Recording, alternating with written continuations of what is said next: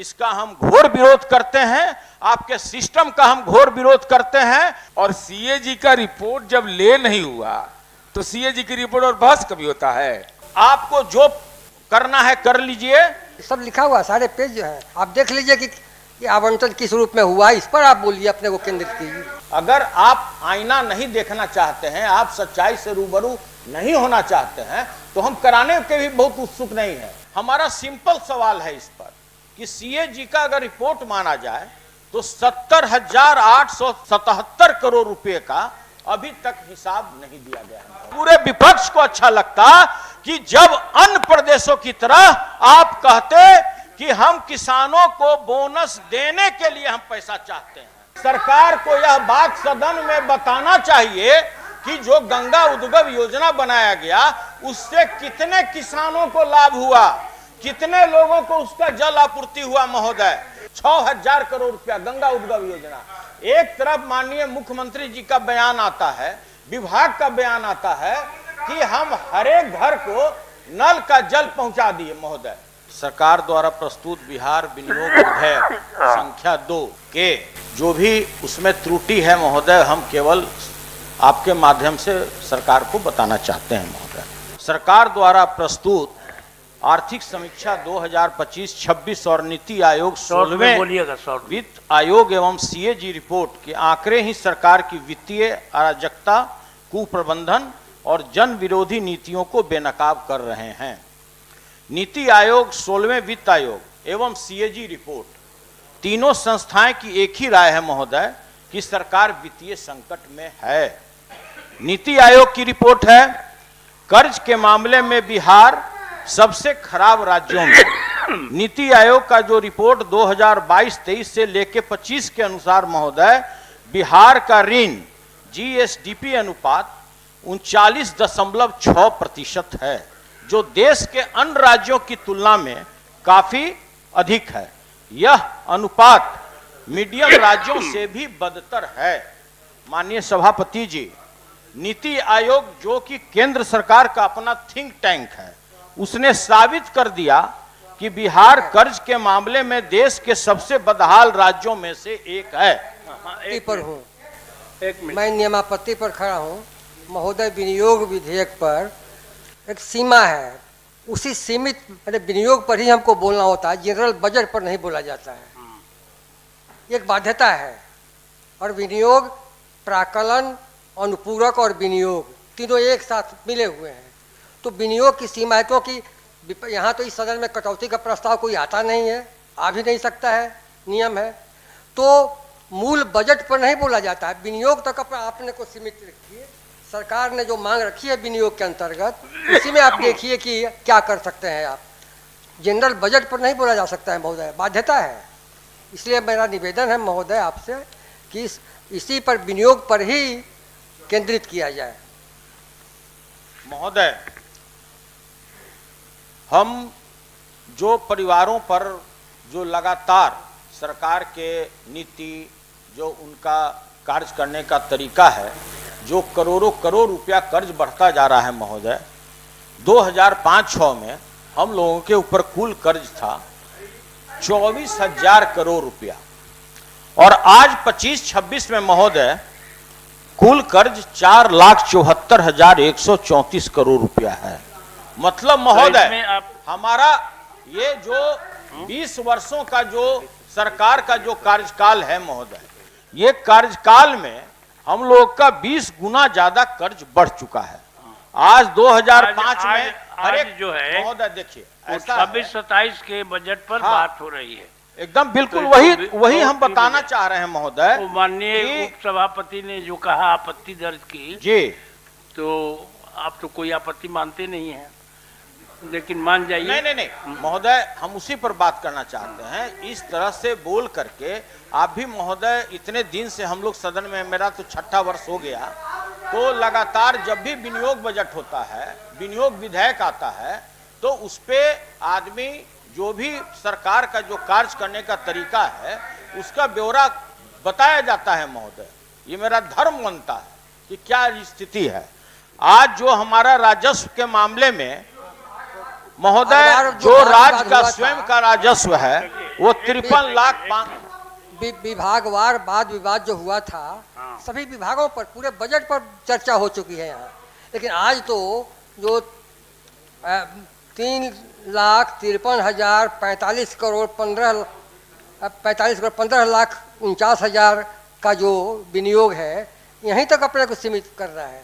और जो आवंटन है इसमें, ये सब लिखा हुआ, सारे पेज जो है, आप देख लीजिए कि ये आवंटन किस रूप में हुआ, इस पर आप बोलिए, अपने को केंद्रित कीजिए। महोदय एक मिनट, हम लोग हजूर पास करते रहे महोदय। हम लोग हर एक जो भी आता है प्रस्ताव, हम लोग तनिक भी राज्य का विकास का जहां भी मामला होता है, विपक्ष कदम से कदम मिलाकर चलती है। हर एक जगह आपने देखा होगा, किसी भी विषय में जब भी राज्य के प्रगति का बात आया, पूरा विपक्ष एक साथ आपको समर्थन दिया। महोदय, हमारा सिंपल सवाल है इस पर कि सीएजी का अगर रिपोर्ट माना जाए तो 70,877 करोड़ रुपए का अभी तक हिसाब नहीं दिया गया है महोदय। और एक मिनट, सभापति महोदय, माननीय उपसभापति महोदय ने 2 बार बताया। माननीय पूर्व वित्त मंत्री जी भी यहाँ पर हैं। हम लोग विमर्श कर रहे हैं बिहार विनियोग संख्या 2 विधेयक 2026 कि इतना पैसा संचित निधि से अनुसूची के स्तंभ 2 में उल्लिखित सेवाओं के संबंध में, तो मूल संदर्भ तो केवल यही है। और सीएजी का रिपोर्ट जब ले नहीं हुआ तो सीएजी की रिपोर्ट और बहस कभी होता है? सदन के अंदर अगर ले भी होता है तो वह तो पीएससी को जाता है, लोक लेखा समिति को, और उसमें आप भी सदस्य होते हैं। मेरा केवल माननीय सदस्य आपसे अनुरोध है, आसन से अनुरोध है कि आप साफ तौर पर नियमन आपका आना चाहिए कि क्या बिहार विनियोग संख्या 2 विधेयक 2026 में क्या सीएजी की रिपोर्ट, क्या नीति आयोग की रिपोर्ट, क्या इन संदर्भों की चर्चा किया जाना समीचीन है या नहीं है?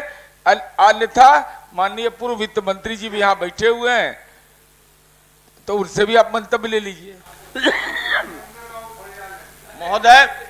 महोदय, कहने का तात्पर्य जो हमारे साथी का ये है कि आप तिजोरी का चाबी हमको दे दीजिए।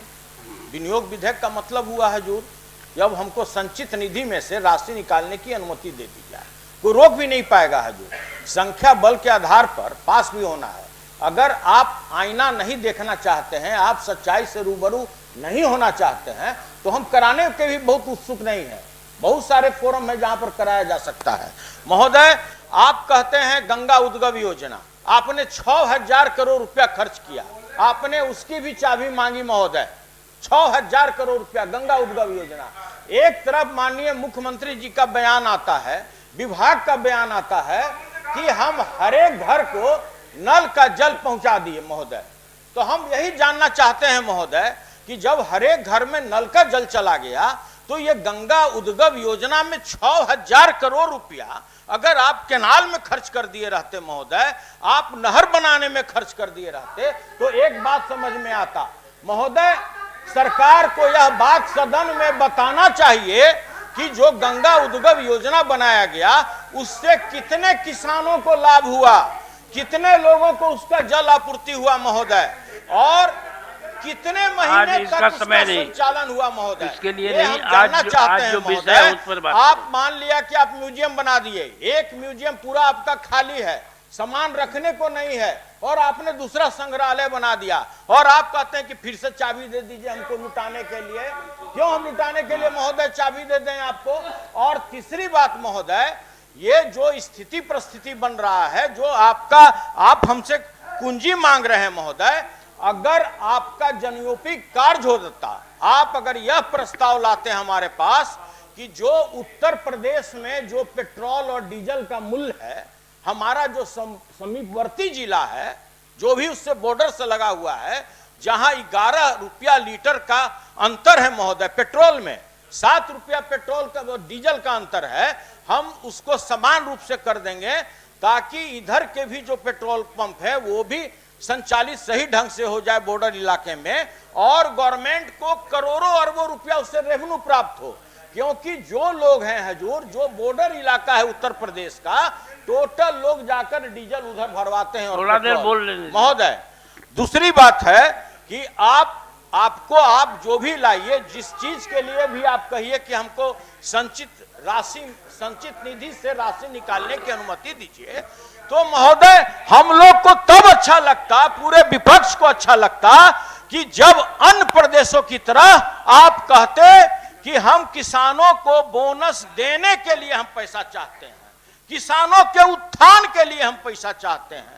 आप अगर यह कहते महोदय कि जिस तरह हम प्रत्येक उपभोक्ता को 125 यूनिट फ्री में बिजली देते हैं, उसी तरह मेरे सरकार की हार्दिक इच्छा है, हमारे वित्त मंत्री की हार्दिक इच्छा है कि हम किसान का शोषण नहीं करें, हम 55 पैसा प्रति यूनिट उससे नहीं वसूले, हम उनको भी फ्री में सिंचाई के लिए बिजली देना चाहते हैं। उसके लिए हमको निधि चाहिए। तब हमको हजूर खुशी होता, हमको तब खुशी होता कि जब ये यहाँ पर सदन में कहते, हजूर ये कहते हमसे कि भाई अब हम गलती से जो बनाना था म्यूजियम बना दिए, गलती से हमको बुद्धा स्मृति बनाना था हमने बना दिया महोदय, गलती से गंगा उद्गम योजना उसको देखने के लिए बाहर से भी लोग आते हैं। हजूर सुना जाए, उसमें हाईकोर्ट का बहुत कड़ा स्ट्रिक्चर पास है महोदय, सर भी जानते होंगे। हाईकोर्ट ने उस पर अपना कमेंट दिया है कि ये जनता के गहरी कमाई का दुरुपयोग है म्यूजियम बनाना। महोदय मैं अगर आदेश होगा तो हम कोर्ट का ऑर्डर भी यहां लगा देंगे महोदय। मेरा ये हाथ जोड़कर विनती है आसन से, आपके माध्यम से माननीय वित्त मंत्री जी से, कि आप कुंजी ले जाइए, पूरा ट्रेजरी खाली कर दीजिए और इसी तरह से पैसा लुटा दीजिए। हमारा उद्देश्य यह है कि अगर आपको पैसा खर्च करना है तो किसानों के आर्थिक उत्थान के लिए खर्च कीजिए, जो जनता है उसके लिए कीजिए, जो बाकी जो बेरोजगार लोग, जो 2 करोड़ बेरोजगार आज भी इस बिहार में हैं, उनके लिए आप उद्योग बैठाने का काम कीजिए, तब हमारी सहमति है महोदय। और नहीं तो आप संख्या बल के आधार पर हैं, तो आपको जो करना है कर लीजिए। हमारा यही है कि जो बिहार विनियोग विधेयक है, इसका हम घोर विरोध करते हैं, आपके सिस्टम का हम घोर विरोध करते हैं। यह जनता के फेवर में नहीं है, किसानों के फेवर में नहीं है। और इसके साथ ही अपने वाणी को विराम देते हैं। जय हिंद। धन्यवाद माननीय मंत्री जी। हाँ आप